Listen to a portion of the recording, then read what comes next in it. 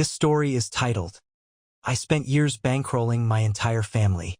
The day my sister bought a Gucci purse with my emergency money, I decided to finally speak their language. Hey everyone, welcome back to the Story Zone. If you're new here, subscribe, because we find the stories that make you want to stand up and slow clap at your phone screen. Today's story is a special one. Our OP is not your typical Reddit hero. He didn't suffer quietly. He didn't take the high road. He took the exact same road his family was on and lapped them. Let's get into it. OP starts by saying, Okay Reddit, settle in. Grab a snack. Get comfortable. Because I've been waiting a long time to type this out and I am going to enjoy every single word of it. My name is Adrian. I'm 31 years old. I'm a senior software engineer at a company I genuinely like. I make good money, I have a nice apartment, and I built every single piece of my life myself from absolute scratch with zero help from the people who were theoretically supposed to help me. Let me say that again because it's the foundation of everything that follows. Zero help. No college fund. My parents had one. My dad had been putting money into an account since I was a kid, and I found out when I was 17 that it had been redirected. I won't go into the full story there because it would take 3 separate Reddit posts to cover, but the short version is, the money existed, the money was mine, and by the time I needed it, the money was gone. I took out loans, worked part-time through all 4 years of college, graduated with debt and a computer science degree, and got myself a job. No networking help. No connections. No. Let me introduce you to someone. I applied to 84 jobs in the 6 months after graduation. 84. I kept a spreadsheet. I still have it. I got my first entry-level developer job through a cold application to a company I found at 2 a.m. on a Tuesday because I couldn't sleep from anxiety. Nobody made a single call on my behalf. No help when things got hard. There was a period in my mid-20s when I was paying off debt, paying rent in a city that was increasingly insane about rent, and working a job that paid fine but not enough to do both comfortably. I asked my parents once, if I could borrow $2,000 to cover a gap while I switched jobs. They said they didn't have it. I found out later from my cousin that same month they'd given my sister $3,500 for a vacation. So, I want you to hold all of that in your mind because it is the context for everything that comes next. I made it. I ground my way up through 3 companies over 8 years, got better at my job with every single one, built a reputation, got recruited, negotiated hard, and eventually landed a role that pays me very well. I'm not going to give you a number because it's not really the point, but I will say, comfortable. Genuinely, securely, pleasantly comfortable. The kind of comfortable where unexpected expenses don't make your stomach drop. And that, as it turns out, was an advertisement. The moment my family understood I was doing well financially, not from me telling them, but from the visible signs, the apartment upgrade, the car that wasn't rusting, the lack of financial stress radiating off me at family gatherings, something switched, something clicked, and the calls started. First, it was small things. My mom needed help with a utility bill. Sure, okay. My sister Vanessa had a car repair she couldn't cover. Fine. My brother Danny needed to float rent for a month because his paycheck was delayed. All right. I want to be precise about who these people are, because I don't want to paint them as cartoonishly evil. They're not. They're something more frustrating than evil. They're people who have made a lifestyle out of being slightly short of money at carefully timed intervals. Vanessa, 28, has a job that she is mysteriously always about to be promoted at but never quite gets there. Danny, 25, is between things in a way that has been continuous for roughly 3 years. My parents, Pat and Linda, are in their late 50s, both capable of working, both choosing not to in any serious way, and both maintaining a house that is technically theirs but financially held together by a patchwork of creative accounting that I was slowly becoming a part of. See, what started as occasional help had, over about 2 years, quietly become a system. Not a formal system. Nobody sat down and said, Hey Adrian, we'd like to designate you as the family ATM. It just sort of calcified into routine. A rhythm that everyone understood implicitly and nobody discussed explicitly because if you don't discuss it, it's not a thing, and if it's not a thing, nobody has to feel weird about it. I felt weird about it. But here's the thing about me that my family fundamentally miscalculated. I'm a programmer. My entire job is pattern recognition. I find problems in systems. I notice when logic doesn't hold. And I am, by nature and by training, someone who documents things. So while my family was operating on the comfortable assumption that I was just a generous, successful guy who liked to help out, I was quietly maintaining a spreadsheet. A very, very detailed spreadsheet. Every transfer, every amount, every stated reason, date, recipient, purpose as described, any follow-up. I wasn't doing it out of resentment, at least not at first. I was doing it the way I do everything, methodically, because information is power, and I had learned that lesson the hard way at 17 when I found out a college fund had evaporated and I had no receipts for anything. I was never going to be in that position again. By the time the spreadsheet was 18 months old, the total was sitting at just over $23,000.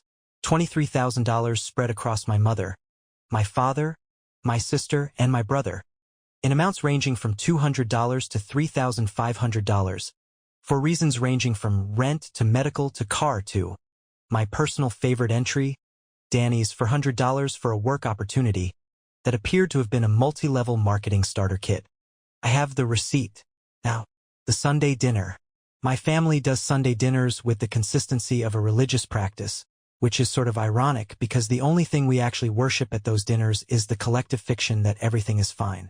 My aunt and uncle sometimes come, cousin or two. My parents' neighbors who have been showing up for 15 years and are basically family at this point. It's a full production. My mom is a genuinely excellent cook, which is the only thing that kept me showing up once the money thing became a pattern. So we're all sitting around the table on a Sunday in November, and my mom does this thing she does where she taps her glass with a fork, an actual glass tap like a wedding toast. She does this whenever she has an announcement and she says she has some news she wants to share. Everyone gets quiet. I'm thinking, new car, health issue, someone's getting married, someone's pregnant. The usual Sunday dinner announcement categories. My mom looks around the table with this expression I can only describe as a woman about to say something that she has decided is going to go over better than it will, and she says, "I've been talking with your father and we've decided that you kids really need to think about getting more financially independent. We think it's time for everyone to really focus on that." Silence. I looked around the table.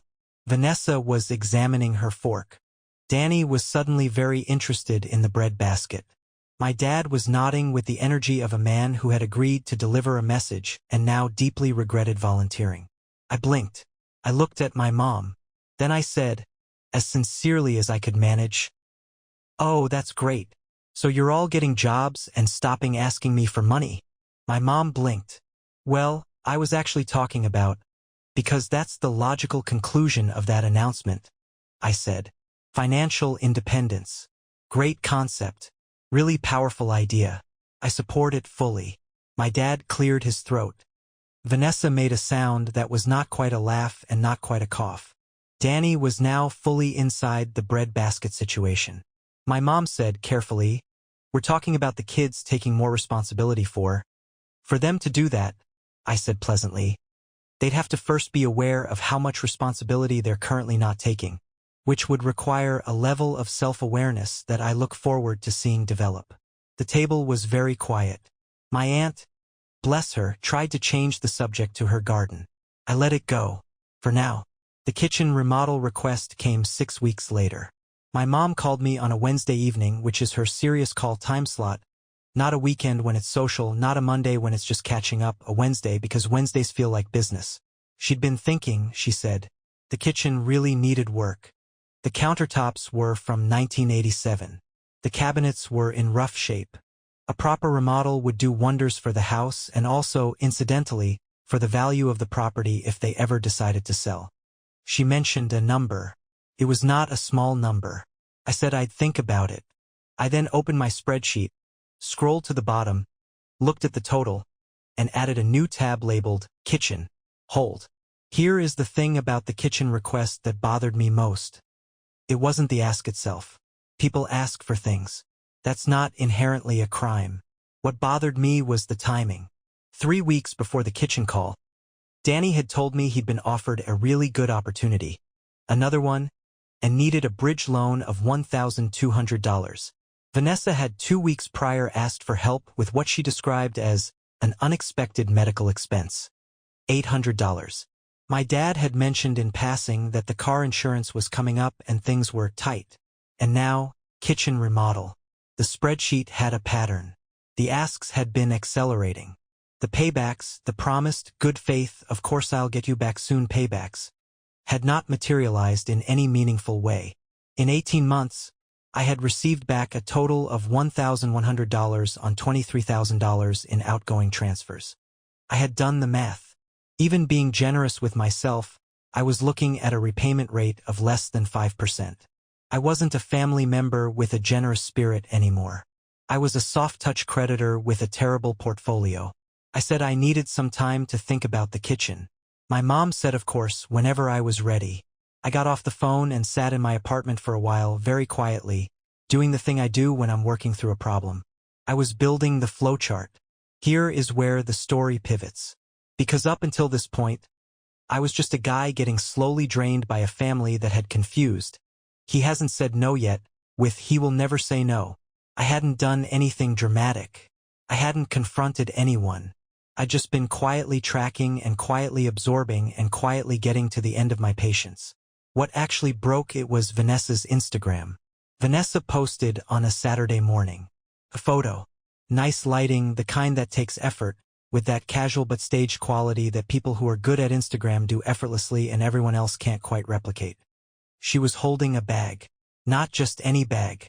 A Gucci bag. Specifically, one of the medium-sized crossbody styles that retail, as I confirmed in approximately 12 seconds on my phone, for somewhere between $1,200 and $1,400 depending on the colorway. The caption was something about treating yourself. There were 17 comments. 6 of them were fire emojis. I sat with this image for probably 45 seconds. Then I called her.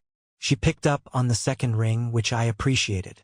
She said hey in the tone of someone who knows they might be in some kind of trouble but hasn't confirmed it yet. Hey, I said brightly. I just saw your post. Congratulations. For what? The new job, I said. Obviously. I assume that's what the bag is about. Big purchase like that, you must have gotten some really good news. Promotion. New offer? Tell me everything. Silence. It wasn't, I've been saving, I repeated.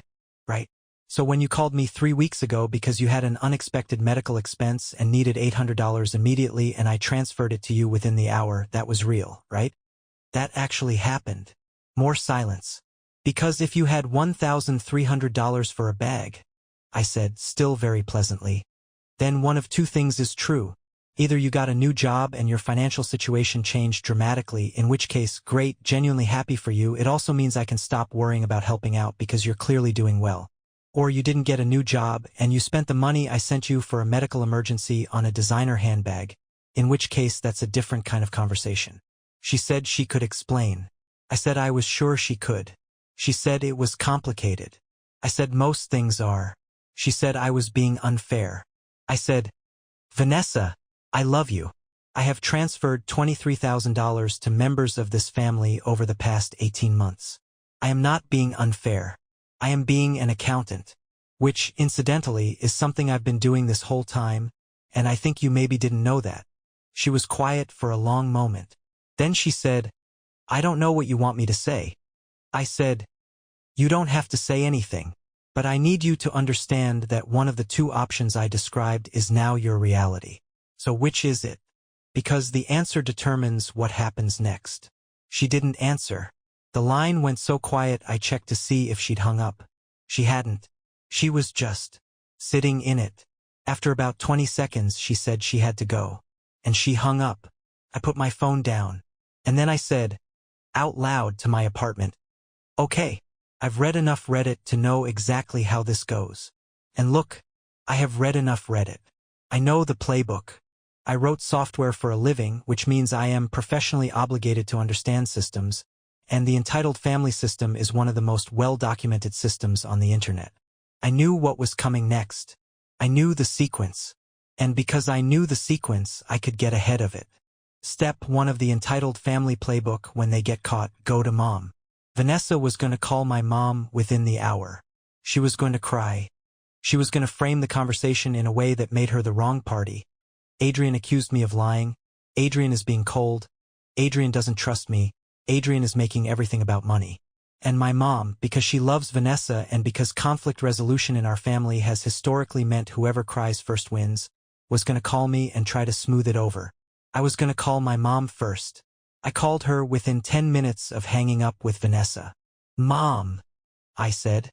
And I put something in my voice that I don't usually put there. A wobble. Just a small one. "I need to talk to you. I'm really hurt right now." My mom, to her credit, went into full mom mode immediately. "What happened? Are you okay? Tell me." I told her. The $800. The bag. The conversation. I framed it as a betrayal of trust, which honestly it was, so it wasn't even a lie. I just leaned into the emotional register. I said I felt like I'd been taken advantage of. I said it made me question whether the help I'd been giving had been genuinely needed or whether I'd just been an easy source of cash. I said, and this is the part I'm most proud of, I keep trying to be there for this family, and I'm starting to feel like that's being used against me. My mom was quiet in the way she gets when she's genuinely absorbing something. Then I took a breath, and I said I needed to share something with the family, not to start drama, just because I believe in honesty and transparency and I wanted everyone to be on the same page. And I posted in the family group chat. The family group chat includes my parents, my siblings, my aunt, my uncle, 2 cousins, and my parents' neighbors who have been showing up to Sunday dinner for 15 years. It is functionally the town square of our family. I wrote, "Going through something hard right now and could use your prayers and support. Feeling pretty hurt and betrayed. Sharing this because I believe in being open with family." And then I posted a screenshot. Transfer confirmation. $800. Unexpected medical emergency. Please help. And beneath it, Vanessa's Instagram post. The bag. The caption about treating yourself. The fire emojis. I said nothing else. I put my phone face down on the table and went to make coffee. I could hear it vibrating from the kitchen. The Danny situation resolved itself shortly after, with considerably less drama because Danny, to his credit, has always been more straightforward about being a freeloader than Vanessa, who maintains the additional fiction of having a reason every time. Danny called me about a week after the Vanessa situation, in a tone that told me he'd been watching the group chat aftermath and had recalibrated. He needed money. Something about an opportunity. I didn't even let him finish the pitch. "Danny," I said, "you still owe me from last time. I know you've been meaning to, I said. "You've been meaning to for 4 months. So here's where we are. I can't lend you new money while the old money is still outstanding. That's just math. It's not personal." He said that didn't seem fair. I said, "You know what else doesn't seem fair? A lot of things.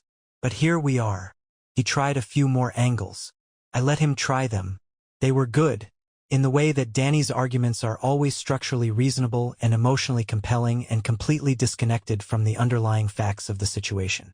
I said no each time, pleasantly, without escalating, without drama. Eventually he ran out of angles and we had a weirdly normal conversation about a video game he'd been playing and hung up on genuinely decent terms. Danny is honestly not the problem. Danny is a 25-year-old who has been enabled into inertia. If someone ever stops enabling him for long enough, I think he might surprise everyone. I have moderate hope for Danny. I have less hope for the kitchen. Here is what I knew about the kitchen situation that my parents didn't know I knew. My cousin Melissa, who is the one genuinely reliable source of accurate family intelligence and who I trust completely, had mentioned in passing about a month earlier that my parents were expecting a tax refund. Not a small one. Something in the range of $15,000 to $20,000. I didn't have the exact number, but the ballpark. There was also, apparently, a small inheritance situation from my mom's side of the family, a great-aunt who had passed the previous year, that had distributed a modest sum to several family members including my parents. Not life-changing money, but not nothing. So when my mom called me about the kitchen remodel, when she presented it as a necessity, as something they simply couldn't afford on their own and were hoping I might help with, I knew that framing was not the full picture. And I knew it not because I was snooping or because I had done anything questionable to find out. I knew it because Melissa told me over dinner in October when we were talking about family stuff, and she mentioned it the way you mention things you assume everyone knows. I filed it. A few weeks after the Vanessa situation had settled into its new equilibrium, Vanessa was doing that thing where you're technically still in contact but slightly icy, which I was fine with. My parents had me over for dinner. Just the four of us. My mom made my favorite, which is always a sign that a conversation is coming. Because my mom deploys her cooking strategically, and I have known this since I was 8 years old. After dinner, over coffee, my dad cleared his throat. "We wanted to talk to you about the kitchen," my mom said. "Funny you should bring that up," I said. "I actually wanted to talk to you about something too." They exchanged a look. "I'm in a bit of a situation," I said. I leaned forward. I put my elbows on the table. I did the whole thing. Look, I don't want to make this dramatic, but I've been going through my finances and I'm not as liquid as I've been letting on. Things are tighter than they look from the outside. I've been helping out where I can, but it's actually been stretching me pretty thin. My mom's face shifted into concern. "I hate to ask this," I said. "You know I hate asking, but I think I need to borrow some money, just to cover a gap while I sort some things out. Maybe $15,000. Just temporarily. I'd pay it back with interest, obviously." The silence was a very specific kind of silence. "Honey," my mom said carefully, "we don't really have—" "I know it's a lot," I said quickly. "I know. But family helps family, right? That's always been our thing. And I've really been trying to be there for everyone. And right now I just need someone to be there for me." More silence. "We have some money," my dad said slowly. "But we were planning to use it for—" "For what?" I asked, genuinely curious. Open expression. Wide eyes. He looked at my mom. My mom looked at her coffee. "We were thinking about the kitchen," she said finally. Very quietly. I let the silence sit there for a good 4 seconds. "The kitchen," I said. "The countertops really are from 1987, my dad offered. "They are," I agreed. "They've been from 1987 for a while now. They were from 1987 when I asked you for $2,000 to cover a job transition gap 8 years ago, and you said you didn't have it too, which is interesting in retrospect." The table went very quiet. I didn't push it further that night.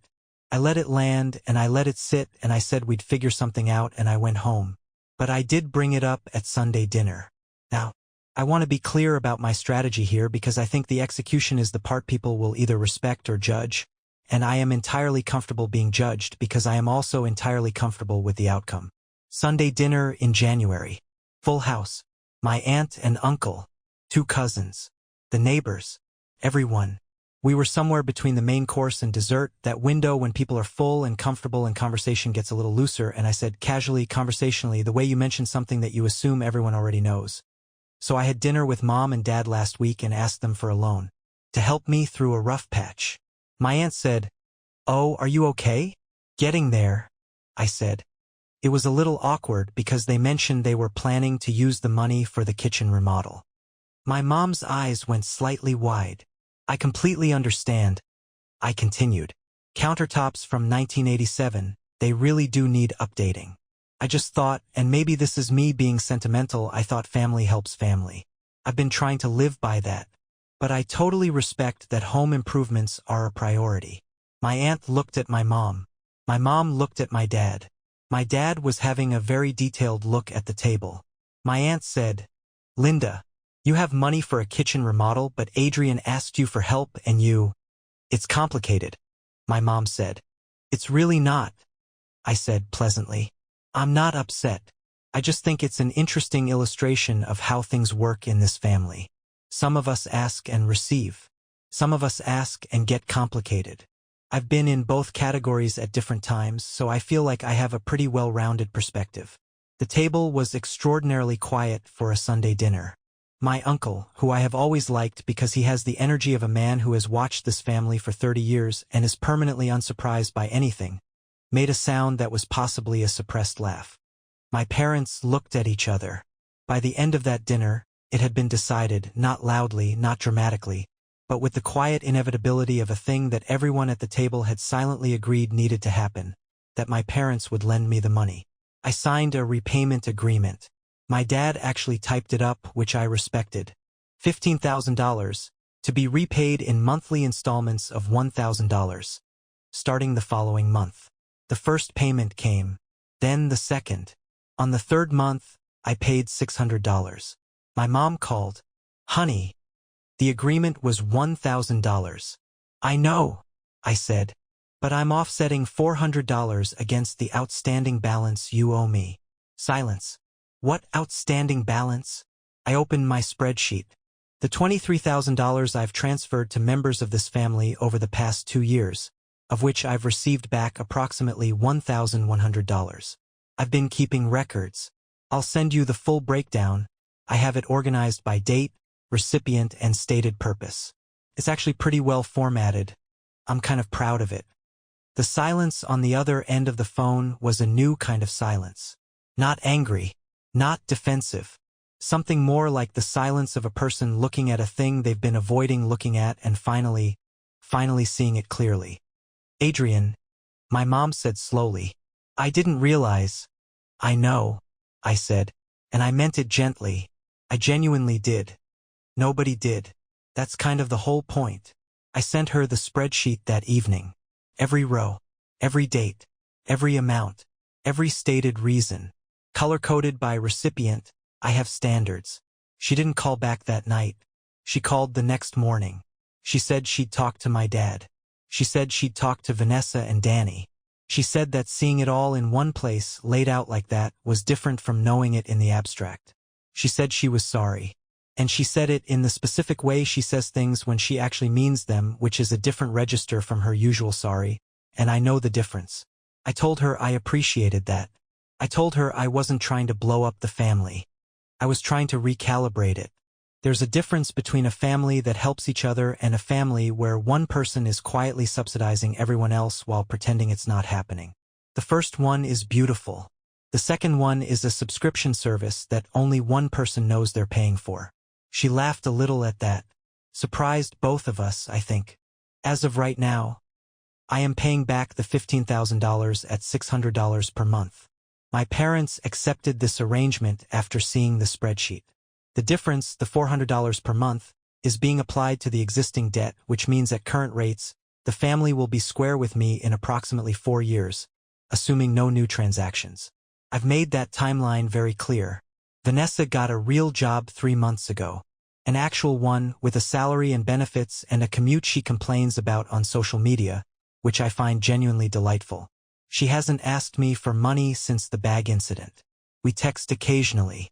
It's a little careful, like walking on ice that you're pretty sure will hold but you're not taking big steps. I'll take it. Danny is still a work in progress. But he's working somewhere now, part-time, which for Danny represents meaningful progress. He paid back $200 last month unprompted. I almost fell out of my chair. I sent him a gif of someone bowing and he responded with a laughing emoji. We're fine. My parents' kitchen still has the 1987 countertops. I have no feelings about this whatsoever.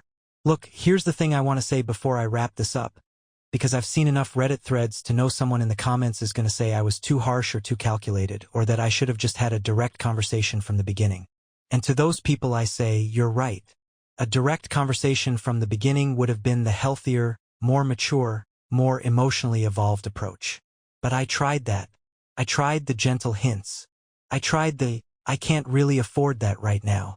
I tried the single, direct ask, the $2,000 8 years ago that they didn't have while simultaneously having $3,500 for Vanessa's vacation. I tried being the responsible one. I tried being the reliable one. I tried being the one who didn't make a fuss. You know what that got me? $23,000 out of pocket and a family that had decided, collectively and without discussion, that my financial stability was a communal resource. So no, when it was finally time to act, I did not take the emotionally evolved approach. I took the approach that would actually work. I spoke the language they spoke. I used the tools they used. I cried first. I posted in the family chat. I engineered the dinner conversation. I guilt-tripped them at the table in front of the whole extended family. And then I sent them a spreadsheet, because I'm still a programmer. And programmers always document their work. Don't take advantage of the generous people in your life. They're watching, they're counting, and some of them are very, very good at spreadsheets. If you made it all the way to the end of this one, and honestly, respect, this was a long one, you know what to do. Subscribe to the Story Zone, like the video, and drop a comment telling me, at what point did you realize Adrian was 10 steps ahead the whole time? We'll see you in the next one.